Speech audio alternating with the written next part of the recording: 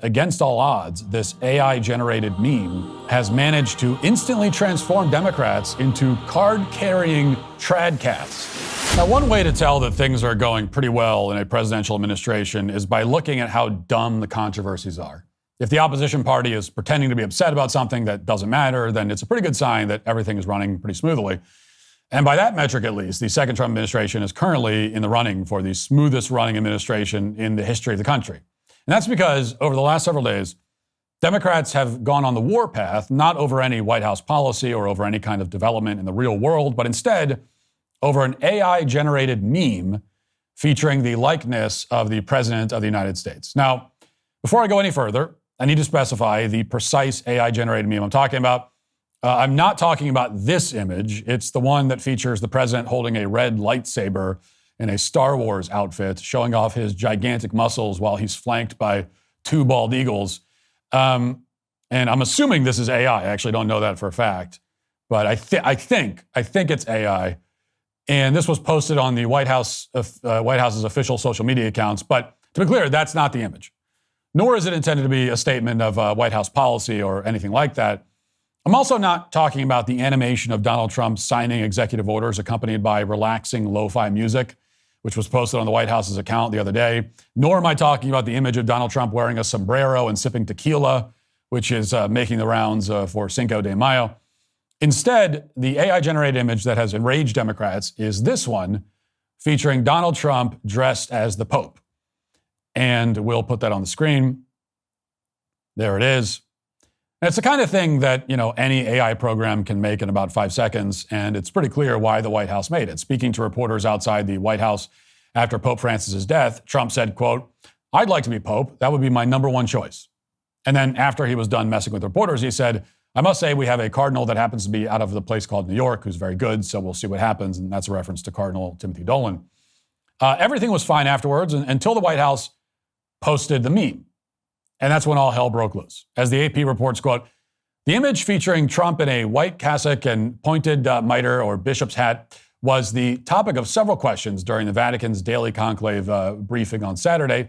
Italian and Spanish news reports lamented its poor taste and said it was offensive, given that the period of official mourning is still underway." Now, what's great about this report is that it implies that the image would have been completely fine as soon as the 9 days of mourning came to an end. They're really just upset about the timing of the meme, apparently. The minute the official period of mourning stops, though, all bets are off, I guess. Now, of course, no matter when it's posted, the truth is that there's nothing especially offensive about this meme. As an actual lifelong practicing Catholic myself, I found the meme benign. I mean, it's not especially hilarious, but it's also not some sort of sacrilegious attack on my faith. It's not even mocking the Pope either. Trump isn't dressed as Pope Francis in the meme. He's dressed as the Pope, right? And if anything, it's actually, I would say, more self-deprecating humor poking at Trump, because the whole point of the joke is that, it's absurd to imagine Donald Trump as the Pope.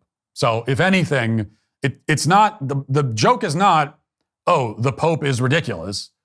The joke is, it would be ridiculous for Trump to be the Pope. If I have to explain the joke, that's the joke. Now, that said, there was at least one aspect of this meme that was truly impressive. It's that against all odds, this AI-generated meme has managed to instantly transform Democrats into card-carrying tradcats.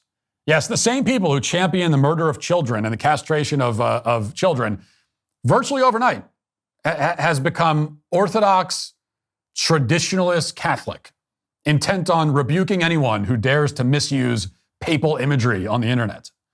Suddenly the Democrat is full of people who go to the Latin Mass. Who knew? So here's Governor Kathy Hochul of New York, for example, quote, "This is deeply offensive to me and to my fellow Catholics around the world as we continue to mourn our beloved Pope Francis." Now, if you're keeping track, this is the same Kathy Hochul who told a Brooklyn megachurch that the COVID shot came, quote, from God. She also said that she wants, quote, apostles to spread the word of Tony Fauci. It's also the same Kathy Hochul who has repeatedly declared her love of abortion, quote, "Abortion is healthcare and a human right," she said. She's also signed legislation enshrining child castration into law. Thanks to Kathy Hochul, New York is now one of several states that allows a parent to fly in from out of state in order to chemically castrate their child, and courts can't do anything about it, even if the other parent objects.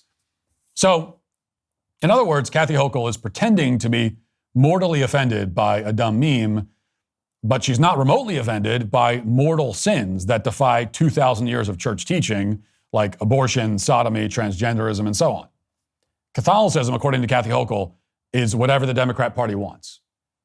The experimental COVID shot that doesn't even work was sent from God, but the child that was just murdered in the abortion clinic was not sent from God, apparently. Hochul has spent her entire public career attacking literally everything that the Catholic Church stands for, and now, in the face of this meme, she's suddenly pretending that she's a faithful Catholic who never misses Mass. Even on holy days, Kathy Hochul is there. She even wears a veil to church. That's how religious this woman is as of 9 seconds ago. And it wasn't just Kathy Hochul who adopted this approach. One by one, Democrats who claim to be Catholic took turns declaring that this meme was blasphemous. It's one of the most shameless and phoniest displays we've seen in politics in a long time, which of course is saying a lot. Here's what Ted Lieu, the congressman from California, wrote, quote, "As a Catholic, I take great offense to Donald Trump mocking Catholics. I wish Trump would focus on lowering prices instead. The American economy had negative GDP growth last quarter. That's what he should be focused on instead of making fun of Catholics." When your metabolism is working correctly, you feel the benefits in every aspect of life. With Lumen, the world's first handheld metabolic coach, you can gain insight and stay on track when it comes to improving your health. Think of your metabolism as your body's engine. It's what transforms food into the energy that keeps you going all day. When your metabolism is working at its best, practically everything gets better. Weight management becomes easier, your energy stays up, workouts are more effective, and you even sleep better. That's why Lumen was created. Plus, using it couldn't be simpler. I breathe into my Lumen first thing in the morning to understand my metabolism and get a personalized nutrition plan for the day. I can also check before and after workouts and meals to know exactly what's happening in my body in real time. Make informed decisions about your nutrition and lifestyle this spring and summer with Lumen. The warmer months are coming. Spring back into your health and fitness. Go to lumen.me/Walsh to get 15% off your Lumen. That's lumen.me/Walsh for 15% off your purchase. Thank you, Lumen, for sponsoring this episode. So now we have the implication that the meme is not simply offensive, it's also so bad that it's hurting the economy. The stakes have been raised, according to California Congressman Ted Lieu, who says he's a Catholic. But what does that mean exactly? Well, let's see. Here's Ted Lieu posing with the so-called Sisters of Perpetual Indulgence at the Los Angeles Pride Parade. You can see the picture there, that proudly posted by Ted Lieu. This is a group that is explicitly devoted to blasphemy and sexual sin. It's a group whose very existence is a mortal sin, according to church teaching. They're an anti-Catholic hate group. You know, they dress up like Jesus and they put on perverse sexual displays all the time with the goal of mocking Catholics. It's their entire reason for existing. You might remember them from the whole sordid situation where the Dodgers honored them, but Ted Lieu doesn't object to any of that. He doesn't find this anti-Catholic hate group to be offensive. A man in a nun costume promoting sodomy is not offensive, but a meme of Trump as the Pope is, according to Ted Lieu. And of course, Ted Lieu has no problem with killing children either. Here's a post from Ted Lieu from a couple of years ago. He writes, quote, "Most abortions occur prior to 9 weeks. Look at the picture below. Is that a human being? I don't know." Close quote. For a Catholic, it's an interesting statement to make because it suggests a complete lack of familiarity with the catechism or with Scripture, which both make repeated references to the humanity and moral worth of children in the womb. Like, if you're a Catholic, then the answer to that riddle is definitely yes, it's a human being. Catholic teaching could not be more clear about that question. But Ted Lieu, the Catholic, is confused somehow. He's the type of self-described Catholic who expressly disavows basically every element and every teaching of Catholicism, which is quite a trick. And again, he's choosing to become indignant over a meme. This is the red line for him. It's not the slaughter of infants. That's a red line. It's not, men dressed up as nuns engaging in sexually graphic blasphemy. It's the AI picture from the White House's social media team. That's the thing.